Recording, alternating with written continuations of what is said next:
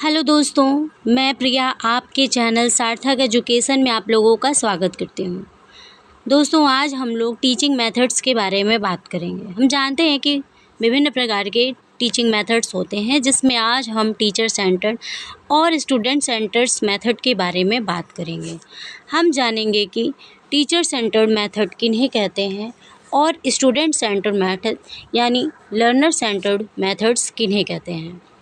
Teaching methods क्या होते हैं? यदि स्टूडेंट्स टीचर द्वारा पढ़ाए जाने वाले मेथड से समझ नहीं पा रहा है, तो एक टीचर को चाहिए कि वह टीचिंग के लिए वही विधि अपनाए जिससे स्टूडेंट को समझ में आ जाए। यदि छात्र को समझ में नहीं आ रहा है, तो एक शिक्षक को अपनी विधि बदल देनी चाहिए। अपना तरीका पढ़ाने का जो मेथड्स है उसको चेंज कर देना चाहिए। हम जानते हैं कि विभिन्न प्रकार के टीचिंग मेथड्स होते हैं, जिसमें से आज हम कुछ टीचिंग मेथड्स देखेंगे, जिसमें कि टीचर सेंटर्ड मेथड और लर्नर सेंटर्ड मेथड्स की बात करेंगे। टीचर सेंटर्ड मेथड में हम lecture method, lecture and demonstration study, team teaching, review teaching और हमारी नरेशन मेथड, ट्यूटोरियल मेथड्स और भी मेथड्स होते हैं। लर्नर सेंटर्ड मेथड्स में discussion method, assignment method, heuristic method, discovery method, project method होते हैं। लेक्चर मेथड को हम व्याख्यान विधि कहते हैं। यदि हम बात करें कि टीचर सेंटर्ड मेथड किसे कहते हैं, यानी टीचर सेंटर्ड, तो टीचर सेंटर्ड का मतलब होता है शिक्षक केंद्रित विधि, जिस विधि में शिक्षक ही केंद्र हो, शिक्षक ही मुख्य हो, यानी शिक्षक ही प्लान करता हो, शिक्षक ही एक्टिव हो, शिक्षक ही चीज़ों को समझाता हो, बताता हो, सिखाता हो और स्टूडेंट का काम केवल क्या होता हो, सुनना और देखना। तो उसे हम टीचर सेंटर्ड मेथड कहते हैं। टीचर सेंटर्ड मेथड में अब हम लेक्चर मेथड की बात करेंगे।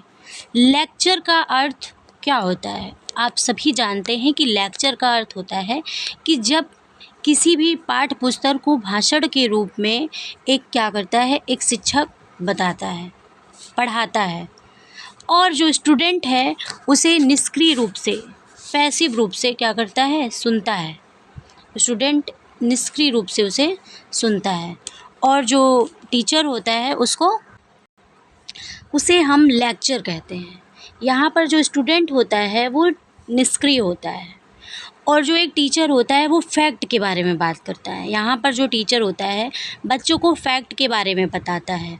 फैक्ट यानी तथ्यों के बारे में बात करता है। आपसे क्वेश्चन भी पूछा जा सकता है कि किस विधि में जो है एक शिक्षक तथ्यों के बारे में, फैक्ट्स के बारे में बात करता है, तो वो आपका लेक्चर मेथड होता है।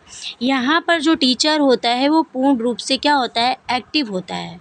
टीचर एक्टिव रहता है और जो स्टूडेंट्स होते हैं वो पैसिव होते हैं, निष्क्रिय होते हैं।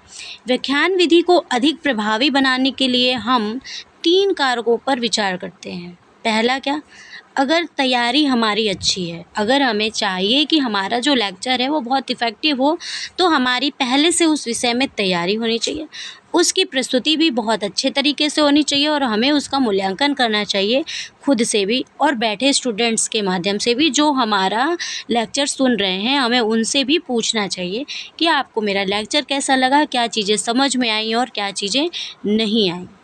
अगर हम बात करें लेक्चर मेथड की, तो लेक्चर मेथड में हम देखते हैं कि एक जो टीचर होता है वो स्टूडेंट्स को कॉन्सेप्ट की जानकारी प्रदान करता है, छात्रों को संप्रतियों के बारे में जानकारी प्रदान करता है और स्टूडेंट्स को कॉन्सेप्ट के बारे में रिकॉल करवाता है, चीज़ों को याद करवाता है, मेमोराइज्ड करवाता है और छात्रों को इन्फॉर्मेशन प्रदान करना होता है। उसका काम होता है कि छात्रों तक सूचना पहुंच जाए। लेक्चर के माध्यम से हम क्या बताते हैं कि छात्रों तक सूचना पहुंच जानी चाहिए। तो इस प्रकार से लेक्चर मेथड में ये चीज़ें होती हैं। अगर हम देखेंगे कि जो है, अब हम अगर इसकी मेरिट्स ऑफ लेक्चर मेथड्स देखेंगे, यानी अगर हम इसके मेरिट्स की बात करेंगे, तो यह जो है लेक्चर मेथड होता है, ये सरल एवं संक्षिप्त विधि है।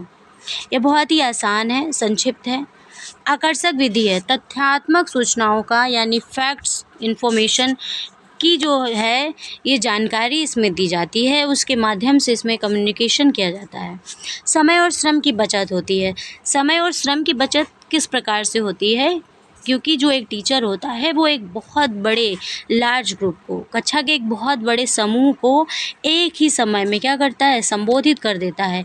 अपना लेक्चर जो है ये बहुत ज़्यादा से ज़्यादा स्टूडेंट्स को बता सकता है, यानी जो जानकारी है वो कम समय में ज़्यादा से ज़्यादा लोगों तक पहुंच सकती है।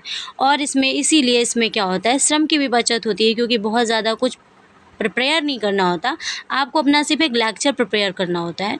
तो इसलिए इसमें मेहनत भी ज़्यादा नहीं लगती है, खर्च भी ज़्यादा नहीं लगता है, समय भी कम लगता है। तो इसलिए ये समय एवं श्रम की बचत करती है। इस विधि में जो छात्र हैं वो व्याख्यान को, लेक्चर को सुनकर इसके नोट्स बना सकते हैं और इससे हमें आगे सीखने के लिए प्रेरणा मिलती है। इसीलिए ये प्रेरणात्मक शिक्षण विधि भी होती है। इस विधि में जो शिक्षक होता है वो कक्षा के सभी बच्चों पर नज़र रखता है। जितने भी क्लास के जो भी स्टूडेंट्स हैं, एक शिक्षक की उन सभी पर नज़र रहती है और सभी प्रकार की जो कक्षा शिक्षण गतिविधियों पर अपनी इच्छा अनुसार वो कार्य करता है। आगे हम देखेंगे कि इसके डिमेरिट्स की बात करेंगे। तो ये क्या करती है, स्मृति पर अनावश्यक जोर देती है। इसमें स्वतंत्र चिंतन का पूर्ण अभाव होता है। अध्यापक का अत्यधिक प्रभुत्व होता है, डोमिनेंस करता है, क्योंकि अध्यापक जो होता है, एक टीचर होता है, वही सब कुछ करता है, वही लेक्चर देता है, उसी का क्लास में सब पर जो है, सारे बच्चों पर उसका नियंत्रण रहता है, सभी की नज़र रहती है। वो जैसे चाहता है वैसे चीज़ों को एक्सप्लेन करता है। विषय वस्तु के अवबोध में कठिनाई होती है। यहाँ पर क्या होगा, जो कंटेंट होता है उसको समझने में भी लोगों को कठिनाई हो जाती है। और जो छात्र होते हैं वो क्या होते हैं, यहाँ पर पैसिव होते हैं। स्टूडेंट्स पैसिव होते हैं, निष्क्रिय होते हैं, उन्हें आलस भी आ सकता है। स्टूडेंट एक्टिव नहीं होते, जबकि हमारे स्टूडेंट्स को एक्टिव भी रहना चाहिए। और ये वैज्ञानिक दृष्टिकोण में भी बाधक है, क्योंकि छात्रों को यहाँ पर क्या होता है, स्टूडेंट्स को यहाँ पर शांत रहना पड़ता है। इसीलिए क्या होती है, और छात्र अपने हिसाब से सोच नहीं सकते, चिंतन नहीं कर सकते। जितना जो है टीचर बता देगा, समझा देगा, छात्रों को उतना ही पढ़ना है। रटी रटाई चीज़ों पर यहाँ पर ज़्यादा जोर होता है। व्याख्यान द्वारा रटी रटाई विषय सामग्री की प्रस्तुति की जाती है।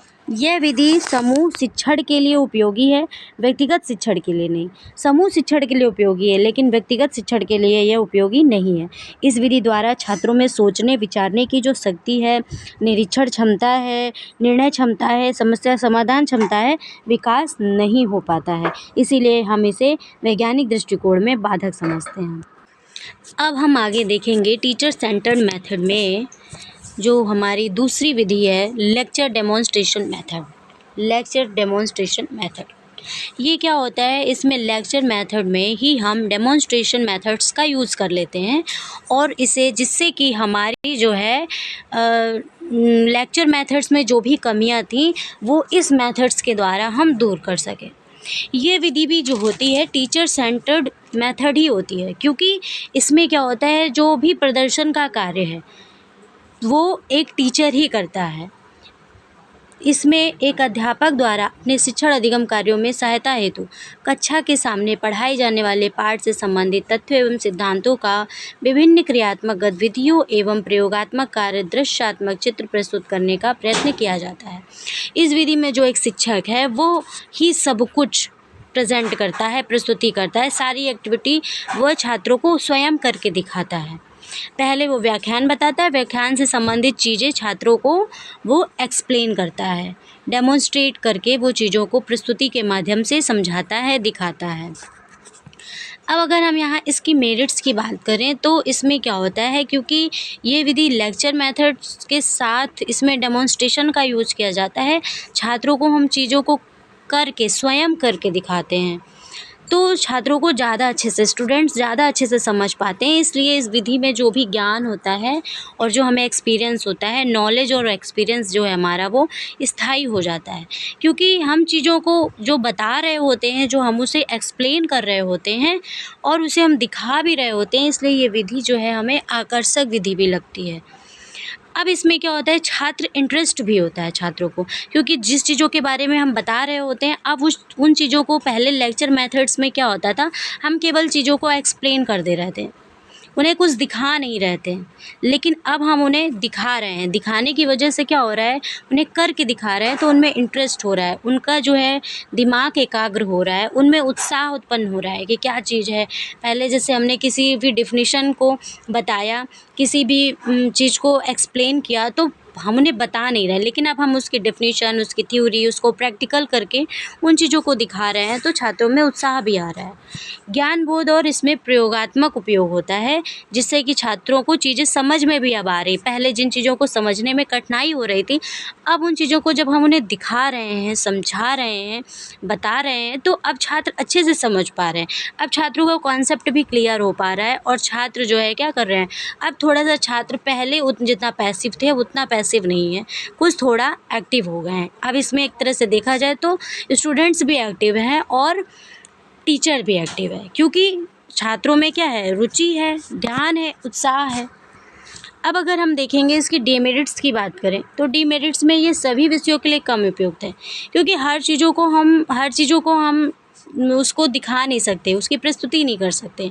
और इसमें जो है, जो टीचर है उसको भी अधिक कुशल होना बहुत आवश्यक है, यानी हमें एक एक्सपर्ट टीचर की आवश्यकता है, जिसको दोनों चीज़ों का उपयोग अच्छी तरीके से आता हो, यानी वो लेक्चर के माध्यम से चीज़ों को प्रस्तुत कर पाए, दोनों चीज़ों में ही उसे महारत हासिल हो, यानी वो लेक्चर भी अच्छे से देता हो और डेमोन्स्ट्रेशन भी उसका बहुत अच्छे से हो, यानी वो प्रस्तुति भी बहुत अच्छे से करता हो, आईसीटी वगैरह का यूज़ उसे बहुत अच्छे से आता हो, पीपीटी बनाना उसे बहुत अच्छे से आता हो।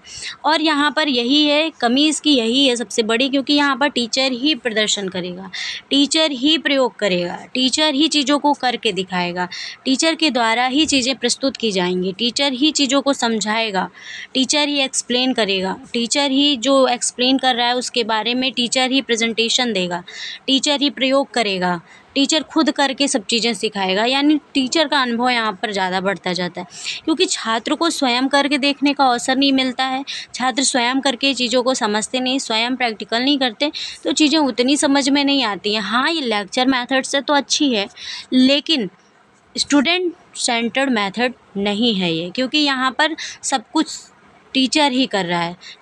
यहाँ स्टूडेंट एक्टिव रहता है, लेकिन फिर भी उतना एक्टिव नहीं रहता है जितना एक्टिव उसे होना चाहिए। अब हम देखेंगे टीम टीचिंग मेथड्स। इसमें टीम टीचिंग मेथड्स में क्या होता है कि यहाँ पर 2 या 2 से अधिक टीचर होते हैं, 2 या 2 से ज़्यादा टीचर्स होते हैं जो योजना बनाते हैं, उन्हें क्रियान्वित करते हैं और छात्रों के समूह में सीखने के अनुभव का मूल्यांकन करने के लिए सम्मिलित होते हैं, मतलब सम्मिलित होते हैं।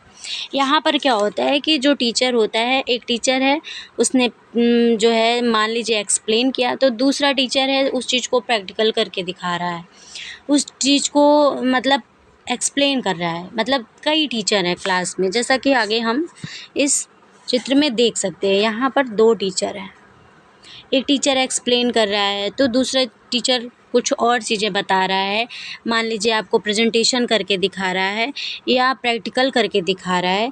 तो यहाँ पर 2 या 2 से अधिक टीचर होते हैं, उसे हम टीम टीचिंग कहते हैं।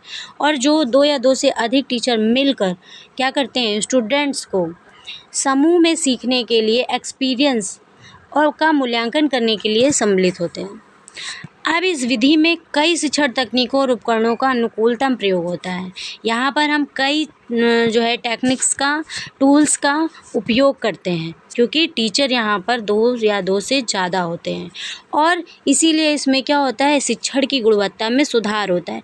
क्योंकि इसलिए सुधार होता है कि जो टीचर जिस चीज़ में एक्सपर्ट है वो उसी काम को करेगा।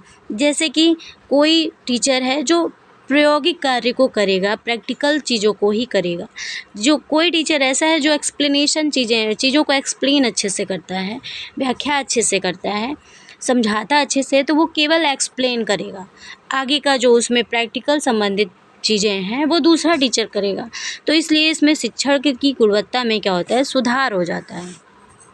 अब अगर हम देखेंगे तो इसमें क्या है, हमें एक सबसे बड़ी बात, अगर हम इसकी डीमेरिट्स की बात करें, ये इसके डीमेरिट्स हैं, डीमेरिट्स। तो डीमेरिट्स में हम देखेंगे कि इसमें क्या है, हमें एकदम एक्सपर्ट टीचर ही चाहिए। यहाँ भी आप देख सकते हैं, हमें सिर्फ एक्सपर्ट टीचर की आवश्यकता है, जो कि ढूंढना एक कठिन कार्य है। अधिक शिक्षकों की आवश्यकता है, क्योंकि एक्सप्लेन कोई और करेगा, प्रेजेंटेशन कोई और करेगा, प्रैक्टिकल कोई और करेगा, समझाएगा चीज़ों को कोई और। तो इस तरह से हमें क्या है, एक से अधिक टीचर की आवश्यकता है, जो कि व्यवस्था कर पाना, इसमें ज़्यादा खर्च की आवश्यकता है, ज़्यादा समय की आवश्यकता है। योजना बनाने के लिए ज़्यादा हमें समय चाहिए, समय के साथ साथ हमें धन भी चाहिए, क्योंकि जितने टीचर्स हैं उनके हिसाब से हमें ज़्यादा खर्च की भी आवश्यकता पड़ेगी, इसलिए ये कठिन कार्य हो जाता है।